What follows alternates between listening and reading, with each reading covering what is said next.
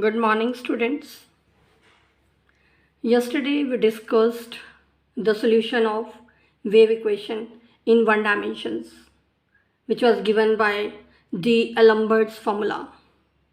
And today we will discuss one of the applications of D'Alembert's formula, which is also known as reflection method.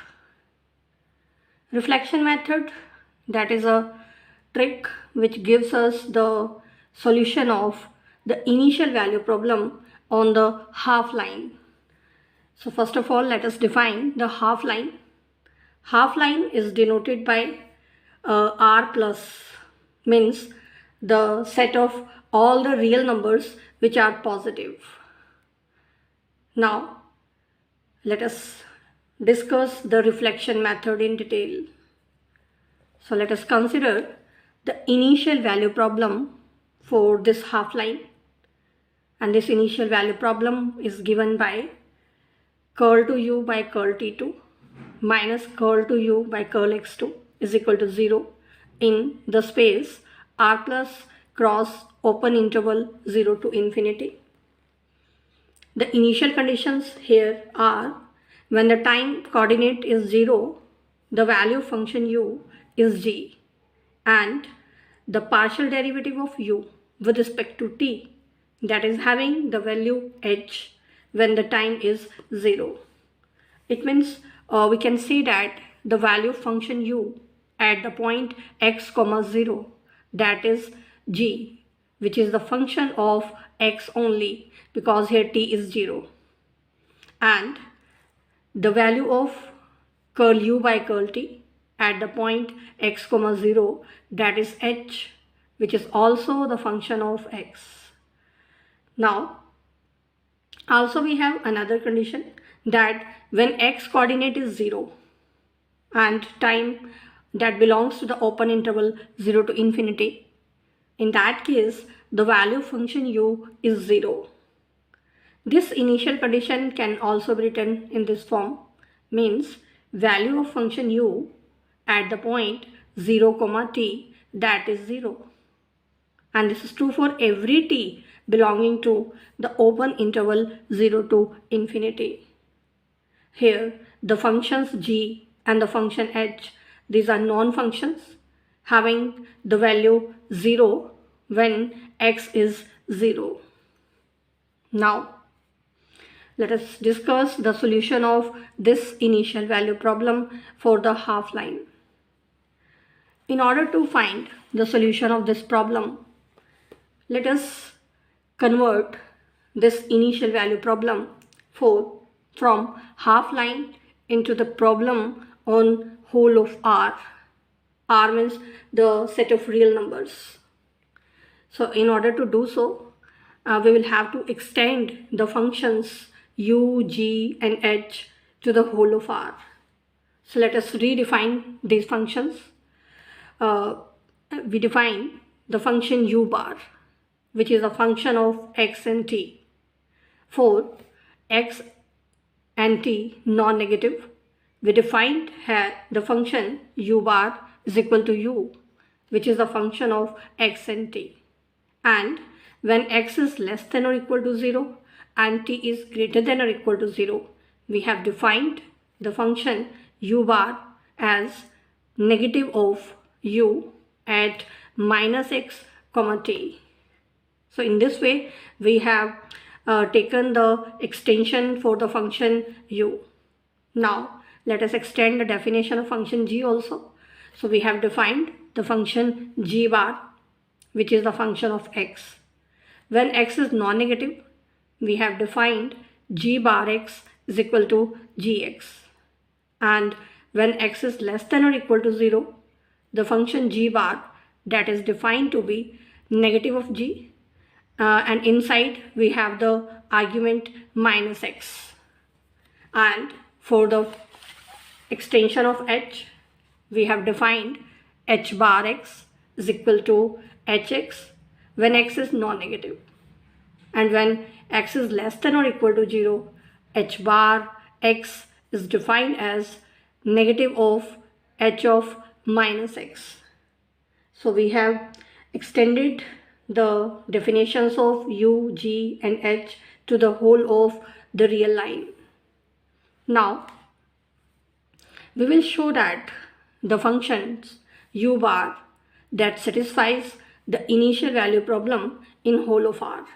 Means we have to prove that curl to u bar by curl t2 minus curl to u bar by curl x2 is 0 in the space R cross open interval 0 to infinity, and the value function u bar at t is equal to 0 is g bar x, and the value of partial derivative of u bar with respect to t at t is equal to 0, that is h bar x. Let us discuss them one by one for the three cases when x is positive, negative and 0. So first of all, let us consider the case when x is positive. Now by definition, when x is positive, the function u bar is defined to be same as u. Differentiating both sides partially with respect to t twice. So we get the second order partial derivative of function u bar with respect to t is equal to the second order partial derivative of function u with respect to t. In the same way, when we differentiate partially with respect to x, we get the second order partial derivative of u bar with respect to x is equal to second order partial derivative of u with respect to x. So if we find curl to u bar by curl t2 minus curl to u bar by curl x2, substituting the values from here, we can see that we get this difference is equal to 0. When x is negative, the function u bar at xt is defined as negative of u at the point minus x comma t. So if we differentiate twice with respect to t partially, on the right side we have minus curl to u by curl t2 at minus x comma t. In the same way, if we differentiate twice partially with respect to x, so from here this will become negative of curl to u by curl x2 at the point minus x comma t. So if we find the difference of curl to u bar by curl t2 and curl to u bar by curl x2, we can see from here that that is again 0. In the same way, when x is 0, then the value of u bar, that is 0, and also the value of u, that is 0. So again we have the second order partial derivative of u bar with respect to x, that is 0 when x is 0. And if we find the second order partial derivative of u bar with respect to t, and we find the difference of curl to u by curl x2 with this function, that is 0 because both are 0. Thus we have seen that the function u bar satisfies the wave equation in whole of R in all the three cases. Now let us check the initial conditions in the three cases. In the first case, when x is positive and t is 0. When x is positive, the function u bar at the point x comma 0, that is given by u at the point x comma 0. Now when x is positive, by definition, the value of function u at t is equal to 0, that is gx. And by definition of g, when x is positive, g is same as g bar. Now when x is negative, in that case, for t is equal to 0, the function u bar is equal to minus u of minus x comma 0.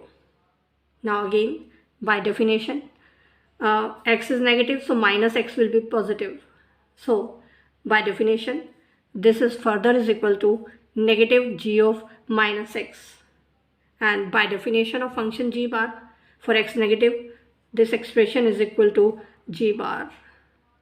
When x is 0, in that case, the value of u bar at 0 0, that is 0. And so by definition of function g bar, we can see that g bar is equal to g. Thus, in all the three cases, either x is positive, negative or 0, in all the three cases, we have proved the initial condition at t is equal to 0. Now, let us discuss the initial conditions for partial derivative of u bar with respect to t. Now, when x is positive, by definition, u bar is same as u. Differentiating both sides partially with respect to t and putting t is equal to 0. Then, by definition, when t is 0, x is positive, curl u by curl t is h. And by definition of function h bar, when x is positive, h bar is same as h. So we have proved when t is 0, the partial derivative of u bar with respect to t is equal to h bar x. Now, when x is negative, in that case, by definition, the value of function u bar at xt is equal to negative of u at the point minus x comma t. If we differentiate both sides partially with respect to t and putting t is equal to 0, we get the value of curl u bar by curl t at the point x comma 0 is equal to minus h of minus x. And by definition of h bar, this is the value of h bar for negative x. And when x is 0, in that case, the value of u bar, that is 0. So the value of u bar at the point 0 0, that is 0. And by definition, h bar x is equal to hx when x is 0, and that is given to be 0. So when x is 0 as well as t is 0, the value of u bar is equal to the value of ut bar is equal to h bar. Thus we have proved all the initial conditions, and we can say that the function u bar satisfies the initial value problem in the space r cross 0 to infinity, with these initial conditions satisfied for every x belonging to set of real numbers. Now we are in a position to apply D'Alembert's formula for this initial value problem. So by D'Alembert's formula, the solution of this initial value problem is given by u bar at xt is equal to half of the sum of g bar at x plus t and g bar at x minus t plus 1 by 2 times integral x minus t to x plus t of the function h bar y. Now, for x non-negative and t non-negative, u bar is same as u, and here this term we have taken as it is by putting the values of g bar and h bar for x positive and t positive. When x is non-negative, in that case g bar is same as g. So g bar x plus t will become g of x plus t. But this x minus t depends upon either x is greater than or equal to t or x is less than or equal to t. So if x is greater than or equal to t, in that case this will be non-negative. So in that case the value of g bar, that will be g. So we have considered the case when x is greater than or equal to t. So by definition x minus t will be greater than or equal to 0. So g bar x minus t will become g at x minus t. And also here the value of h bar, that is h. For the second case, when this argument x minus t is negative, means x is less than or equal to t, in that case g bar x minus t, that will become negative of g at t minus x. And this integral, that is also split it into two parts. One integral from x minus t into 0, and second from 0 to x plus t. Now from 0 to x plus t, the value of h bar will be h, and for the x minus t to 0. In that case, because by definition of function h bar, h of y will be negative of h of minus y. Now let us consider this integral separately, and we simplify it by converting the argument in the bracket into positive term. So let us consider the integral half of integral x minus t to 0 of the function minus h of minus y. Let us put y is equal to minus z. Differentiating both sides, we get dy is equal to negative of dz. Now let us find the limits of integration. When y is x minus t, then from here we can see y is negative of z, so z will be t minus x. And when y is 0, from here z will be 0. Now substituting the values here, substituting the value of y, dy and the limits of integration, we get half of the integral t minus x to 0 of the function hz. Now this can further be written by changing the variable again. So this can be written as half of the integral of the function hy between the limits t minus x to 0. Now we can substitute this value of the integral in the value of solution u. So the solution of the problem becomes half of g of x plus t plus g of x minus t plus half of integral hy between the limits x minus t to x plus t.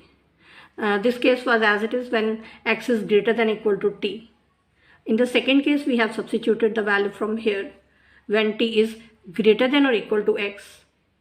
Then the solution u becomes half of g of x plus t minus g of t minus x plus half of integral of function h of y between the limits t minus x to t plus x.